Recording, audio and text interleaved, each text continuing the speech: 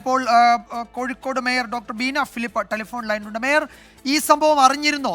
താങ്കൾ ഇപ്പോൾ അതിന്റെ വിവരങ്ങൾ വന്നുകൊണ്ടിരിക്കുന്നതേ ഉള്ളൂ. രാവിലെ ഏതാണ്ട് ഒരു 11 മണിയോട് അടുപ്പിച്ചാണ് ഈ സംഭവം എന്നാണ് കുട്ടികൾ പറയുന്നത്. അറിഞ്ഞിരുന്നോ? മേയറുടെ ശ്രദ്ധയിൽപ്പെട്ടിരുന്നോ? ഇല്ലല്ലോ, ഞാൻ 11 മണിക്ക് ഫയർഫോഴ്സിന്റെ ഒരു റിട്ടയർമെന്റ് പരിപാടിയിൽ പങ്കെടുക്കാൻ പോയതായിരുന്നു.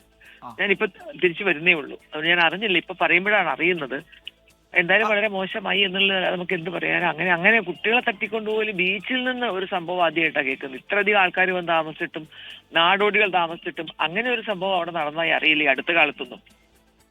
അതാണ് മേയർ, ഇന്ന് രാവിലെ ഏതാണ്ട് ഒരു 11 മണി ആളുകളൊക്കെ ഉള്ള സമയത്ത് കളിച്ചുകൊണ്ടിരുന്ന കുട്ടികളോടൊപ്പം ഉണ്ടായിരുന്ന ഒരു 7 വയസ്സുള്ള കുട്ടിയെ ഈ 2 നാടോടികൾ ചാക്കിൽ ആക്കി കൊണ്ടുപോകാനാണ് ശ്രമിച്ചത്. ഒപ്പം ഉണ്ടായിരുന്ന കുട്ടികളുടെ ഒരു സമയോചിത ഇടപെടൽ മൂലമാണ് ഈ നാടോടി സംഘത്തിന് അതിന് കഴിയാതെ പോയത്.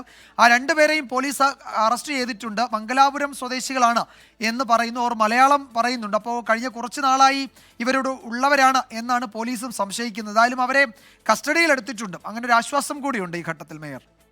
പക്ഷേ ഈ നാടോടികളാണ് എന്ന് പറഞ്ഞ് നമ്മൾ താമസിപ്പിക്കുന്ന പല ആൾക്കാരും ശരിയായ നാടോടികളല്ല. അവർ മറ്റു പല സ്ഥലത്തു നിന്നും വന്നിട്ട് അങ്ങനത്തെ ഒരു വേഷത്തില് അവർ നടക്കുന്നു എന്ന് മാത്രമേ ഉള്ളൂ. ശരിയായ നാടോടികളല്ല. അവര് ഒരു പരിധി വരെ നമ്മുടെ പല ലോ ആൻഡ് ഓർഡർ ആയിട്ടുള്ള പ്രശ്നങ്ങളായിട്ട് ബന്ധപ്പെട്ട് കിടക്കുകയാണ് പലരും. എല്ലാവരും അല്ല കേട്ടോ. അപ്പൊ അതിന് എന്തെങ്കിലും ഒരു പോംവഴി, അവർക്കൊരു ഷെൽട്ടർ ഉണ്ടാക്കുന്ന കാര്യമൊക്കെ നമ്മൾ ആലോചിച്ചപ്പോൾ അവർ കിടക്കൂല അത്രേ ഷെൽട്ടറിൽ. കാരണം അവർ മറ്റു പല ആവശ്യം വരുന്നവരാണെന്നാണ് പറയുന്നത്. വളരെ കുറച്ചു പേരേ ഉള്ളൂ യഥാർത്ഥ നാടോടികളെന്ന് കേൾക്കുന്നു. ശരിയാണോ? അതിൽ ഈ പറയുന്ന പോലെ ഇതിൽ ആരൊക്കെയാണ് ഈ ക്രിമിനൽ സ്വഭാവമുള്ളവർ, അത്തരം ലക്ഷ്യങ്ങളോടെ വരുന്നവർ എന്ന് കണ്ടെത്തേണ്ടതുണ്ട്. അങ്ങനെയുള്ളവരെ തിരിച്ചറിയണം. അതിന് പോലീസിൻ്റെ ഒരു ഇടപെടൽ. ഏതായാലും ഈ വിഷയത്തിൽ വളരെ സജീവമായി അവിടെ നാട്ടുകാരും പോലീസും ഇടപെട്ടു. അതുകൊണ്ട് ആ 2 പേരെ കസ്റ്റഡിയിലെടുക്കാൻ കഴിഞ്ഞിട്ടുണ്ട്. ഇനിയിപ്പോൾ അവരെ വിശദമായി ചോദ്യം ചെയ്താൽ മാത്രമേ അതിൻ്റെ കൂടുതൽ വിവരങ്ങൾ ലഭ്യമാകും. നന്ദി മേയർ പ്രതികരിച്ചതിന്.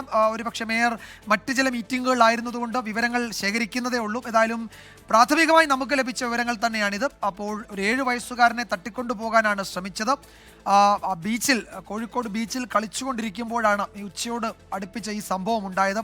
ഒപ്പമുണ്ടായിരുന്ന കുട്ടികൾ ഇടപെട്ടു. അവർ തടഞ്ഞു, പോലീസിനെ അറിയിച്ചു. പോലീസ് എത്തി 2 പേരെയും കസ്റ്റഡിയിൽ എടുത്തിട്ടുണ്ട്.